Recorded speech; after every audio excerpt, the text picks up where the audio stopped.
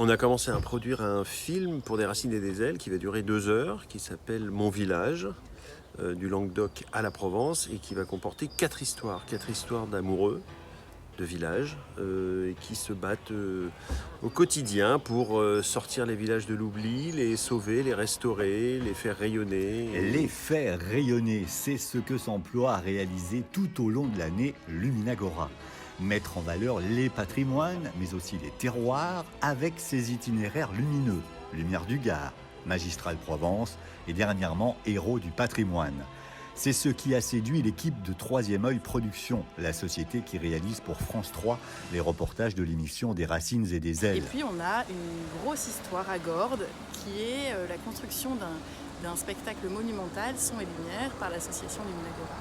On avait très envie de raconter parce que la démarche est super. Ce sont des spectacles qui sont d'ordinaire réservés aux grandes villes et pouvoir proposer à des populations rurales ce type de shows monumentaux, on trouvait ça formidable. Gordes, ce petit village perché provençal, parmi les plus réputés dans le Luberon.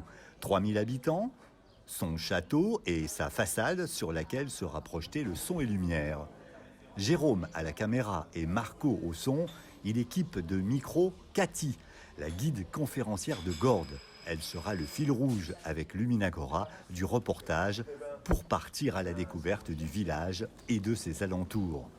Déambulation dans les rues typiques, visite des caves troglodytes et un panorama exceptionnel sur les monts du Vaucluse.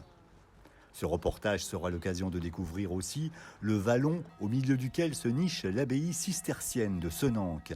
Gros plan sur un moine jardinier humaniste et philosophe quand il s'agit de s'occuper du potager.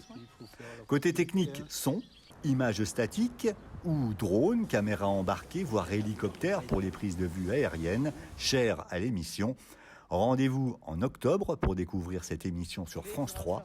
Et en attendant, Luminagora et son équipe travaillent sur la mise en image du spectacle Son et Lumière qui s'intitulera La déesse de Gordes, projection monumentale avec comédiens le 15 septembre, en avant-première des Journées du patrimoine Bien sûr, à Gordes. on incorpore après des décors et tout